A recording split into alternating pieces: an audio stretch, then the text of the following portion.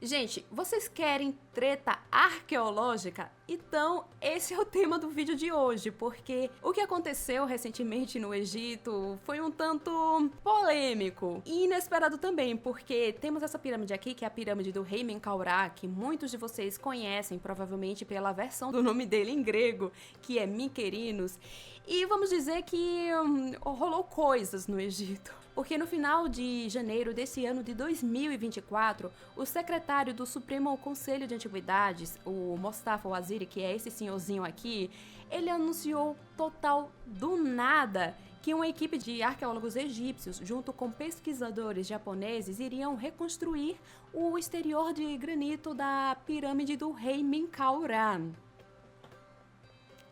E assim, né? Como?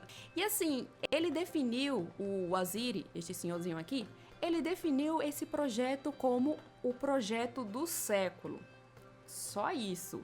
Ou seja, né? O que tá acontecendo? E até aí tudo bem. Vamos lá, até aí tudo bem, exceto por um pequeníssimo problema. Ninguém, exatamente ninguém, estava sabendo disso. Então, entendam que história é essa em todos os detalhes a partir de agora. E assim, vai ser todos os detalhes mesmo, porque eu vou falar até de datas, ocorrências e tal, tá bom?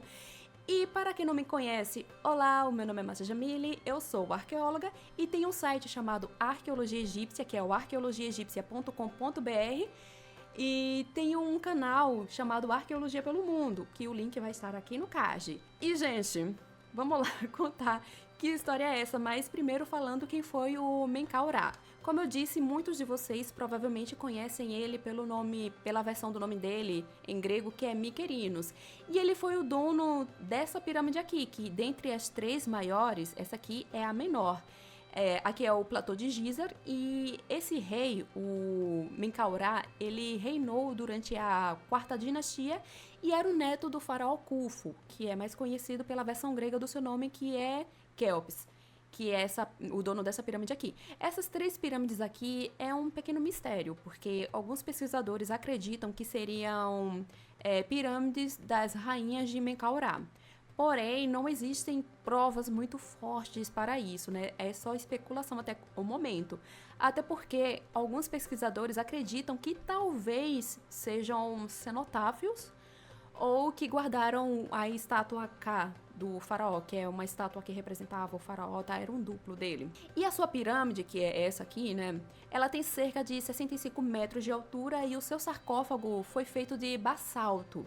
E ele tinha sido encontrado dentro da pirâmide. Porém, ele foi perdido, gente. Foi perdido em uma situação um tanto inusitada. O seu sarcófago ele estava sendo levado para um certo museu na Europa quando ele foi perdido no mar, em 1838. E o museu é o Museu Britânico. E originalmente a pirâmide ela estava revestida por granito vermelho. E o templo do Vale da Pirâmide de Menkaurá, que estaria mais para cá para frente, ele nunca foi concluído, tá? Esse aqui é só um contextozinho do complexo funerário dessa pirâmide. Essa imagem aqui, temos a pirâmide do Menkaurá, as três pirâmides, supostas pirâmides das rainhas, né? Que a gente até prefere chamar de pirâmides satélites. E assim, vamos olhar a carinha do rei. Essa aqui é uma imagem bem famosa do rei, onde ele está representado entre essas duas figuras femininas. De um lado temos a deusa Hathor e do outro temos essa figura feminina aqui que está representando um gnomo. E essa estátua ela foi descoberta em 1908 em um templo próximo às pirâmides. Aquele trio de pirâmides do platô de Gizar. E essa aqui é uma outra estátua bem famosa dele, e ela hoje está no Museu de Belas Artes de Boston, lá nos Estados Unidos. E aqui ele é representado ao lado da sua esposa. E a sua pirâmide, né, a pirâmide do Menkaurá, está relativamente bem conservada. Até mesmo olhando assim, ela tá em uma ótima aparência, gente. E o seu exterior acabou sendo danificado por conta da retirada de pedras calcárias. Mas o interior dela está relativamente em um bom estado de conservação. E por isso, gente, não existia nada que sinalizasse que essa pirâmide aqui precisasse de restauro. Simplesmente nada. Zero. Então é quando chega o dia 25 de janeiro, quando saiu um vídeo sobre esta pirâmide. Eu coloquei especificamente esse print aqui, porque foi através desse print aqui que eu vi pela primeira vez essa notícia. Aqui em cima tá em árabe, mas é o Twitter do portal Al Arabiya. E nele é dito que a pirâmide passará por um grande programa de restauro. E quando eu vi, fiquei... Que pirâmide? Basicamente, esse aqui é o vídeo que eu vi. Basicamente não, foi exatamente esse vídeo aqui que eu vi. E nesse vídeo é dito que a pirâmide ficará como os faraós a construiu, sabe? Ficará com a mesma aparência da época de Minquerinos. E que este será o projeto do século. É basicamente o que é dito aqui nesse vídeo. E quando eu olhei, fiquei... Pera aí, do que este povo está falando? Como assim vamos mexer nessa pirâmide? Ela tá passando por algum problema, infiltração, caiu uma parte? Por quê? Aí quando eu vi esse vídeo, essa parte aqui do vídeo, eu fiquei... Ué, gente, o que eles estão fazendo? Gente, até na época eu comentei falando, peraí, o que tá rolando aqui? E na hora que eu vi o vídeo, eu já tive algumas perguntas iniciais. Primeiramente, um relatório preliminar falando da importância do restauro tinha saído, porque assim, geralmente, quando a gente está falando de trabalhos de arqueologia envolvendo restauro, tem que ter isso especificado em um relatório, falando por que deve ser feito, quais os materiais vão ser usados, quem são os profissionais e qual era a justificativa para que esse restauro fosse feito, sabe? Além de estética, porque... É complicado quando a justificativa de um projeto de restauro seja unicamente estética. Afinal, estamos falando de locais arqueológicos. Existe uma grande responsabilidade em cima disso. É tanto que quando eu falei desse assunto, tinha algumas pessoas falando, mas vai ficar bonito, talvez ajude no turismo, não sei o quê. Mas estamos falando, gente, de um monumento arqueológico de mais de 4.000 anos e que foi uma sepultura.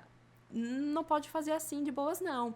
Eu fiquei com uma outra pergunta. Como foi que o Ministério de Turismo e Antiguidades permitiu isso aqui? Mas no Twitter, assim que eu tava comentando, quando eu fui olhar, eu vi outros pesquisadores, tava todo mundo aquele meme do John Travolta, sabe? Todo mundo assim, porque ninguém tava sabendo de nada. Exatamente nada.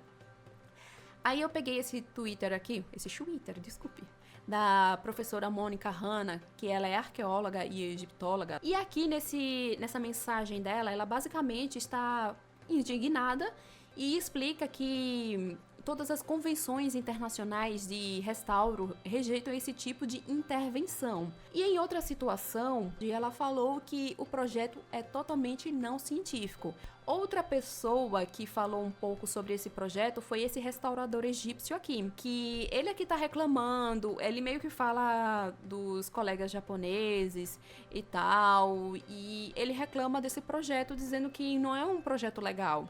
Inclusive, eu tinha mandado uma mensagem para ele perguntando se ele tinha conhecimento de algum relatório preliminar sobre esse projeto, e ele me disse que não.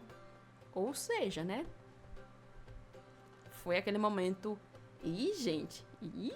Depois começaram a sair as notícias explicando o que era o projeto, ou seja, era o momento de contextualizar a gente, público, sobre o que era isso, porque que esses caras estavam fazendo um buraco ao lado da pirâmide e dizendo que iam revestir a pirâmide. Eu não expliquei, a ideia deles era revestir a pirâmide, só que ficou naquela, eles vão revestir tudo ou só a parte onde antes ficava as pedras de granito, sabe?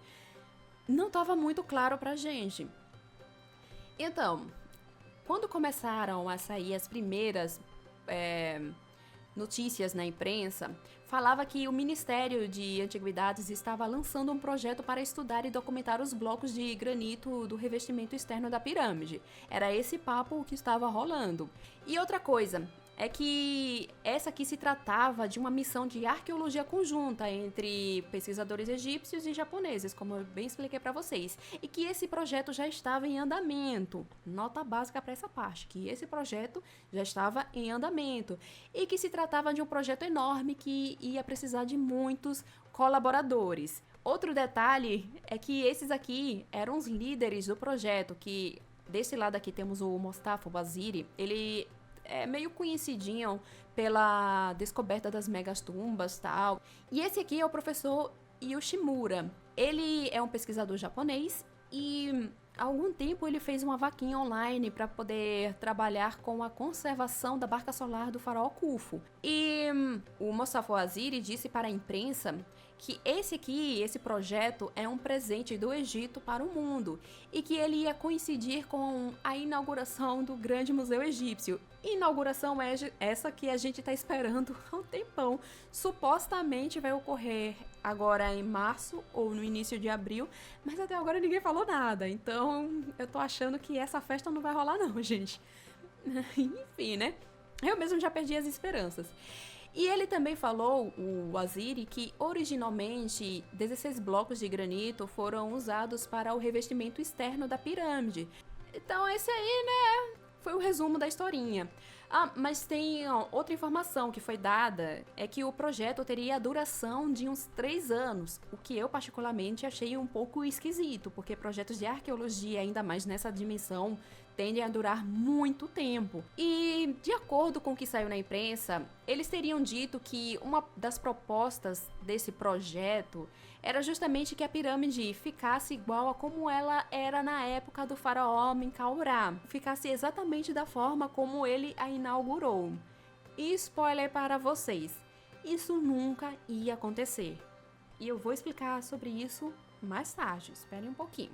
Claro, assim como aquelas reações iniciais, tanto minha como daqueles pesquisadores que eu mostrei os prints aqui, ao longo da semana outros pesquisadores ficaram sabendo desse tal projeto e deram seus posicionamentos sobre o assunto. Eu vou fazer um resumo de todos os pontos problemáticos aqui para vocês, começando por: qualquer projeto relacionado com antiguidades só é permitido seguir após estudos meticulosos e de acordo com as recomendações internacionais. Ou seja, você não pode simplesmente chegar lá e falar: eu quero fazer esse restauro e tudo bom. Outro ponto é que durante o restauro é importante que o antigo e o novo ou qualquer acréscimo esteja bem claro. Esse é um dos pontos dessa grande convenção, que se você for fazer um restauro, você tem que deixar claro onde é que a intervenção foi feita, para que as pessoas do futuro vejam e saibam que aquela parte ali foi mexida e a outra parte é a parte original.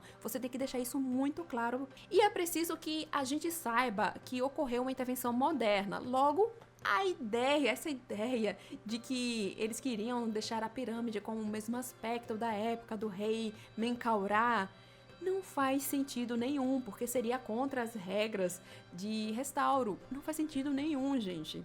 Originalmente, o rei cobriu parte inferior de sua pirâmide, além de cobrir a fachada norte da pirâmide. Mas eis a questão, gente. Nessa reconstituição tá mostrando toda essa parte aqui, mas ele não terminou de cobrir o resto da fachada. Ele só cobriu a fachada norte e ele não conseguiu terminar o resto da fachada. A pirâmide dele não foi concluída, ele morreu antes disso. Ele morreu sem a pirâmide dele estar pronta. Faltavam algumas partes. Ou seja, mais uma vez, não ia ficar igual aos tempos dos faraós. Inclusive, essa pirâmide, ela foi usada como pedreira na antiguidade. O faraó Ramsés II, ele tirou algumas pedras daqui. Ou seja, de onde é que iam sair as pedras? Se parte das pedras na própria antiguidade egípcia já tinham sido retiradas. Mas assim, por conta desses comentários negativos, no dia 30 de janeiro, o portal Al-Manassa disse que uma fonte do Ministério de Antiguidades e dos inspetores das áreas das pirâmides falaram que o ministério tinha decidido parar com os trabalhos até que um comitê de especialistas decidisse o que seria feito. Quer dizer que no dia 25 saiu aquele vidinho lá nas redes sociais, a galera ficou chateada. E no dia 30 de janeiro, alguém que trabalha ali na região foi e vazou para a imprensa que o projeto ia ser parado porque o governo ia montar uma comissão para dar uma olhada nisso aí e entender que fuzuê foi esse. Esse comitê seria formado por 8 especialistas, onde se somam arqueólogos, engenheiros e arquitetos. E essas fontes também falaram que essa avaliação duraria 1 ano. Foi isso que foi levado para a imprensa por essas fontes anônimas. Até que no dia 3 de fevereiro, essa história foi confirmada, saiu na imprensa com o ministério, inclusive, fazendo um post, eu acho que nas redes sociais. O ministro de Turismo e Antiguidades, o Ahmed Issa, ele emitiu um decreto falando que um comitê científico tinha sido feito e que ele seria liderado por esta pessoa aqui, o Zahi Hawass. Ele seria o líder desse comitê. E esse comitê tinha a proposta de revisar esse projeto misterioso de cobrir a pirâmide. Pois bem, o comitê, que teria um ano para avaliar esse projeto, na verdade nem precisou de um ano, porque em poucos dias, eles rejeitaram o projeto. Uma das justificativas foi que seria impossível falar de onde cada pedra espalhada na região poderia se encaixar. Ao contrário do que foi com a barca solar do faraó Khufu, lá pelo menos tinha as indicações dos próprios antigos egípcios de onde encaixar. Aqui é um quebra-cabeças que você não sabe onde vai encaixar cada coisa, sem contar que algumas dessas pedras nem sequer estão trabalhadas. E sem contar que cobrir a pirâmide com essas pedras soltas poderia ocultar evidências arqueológicas. É isso, gente!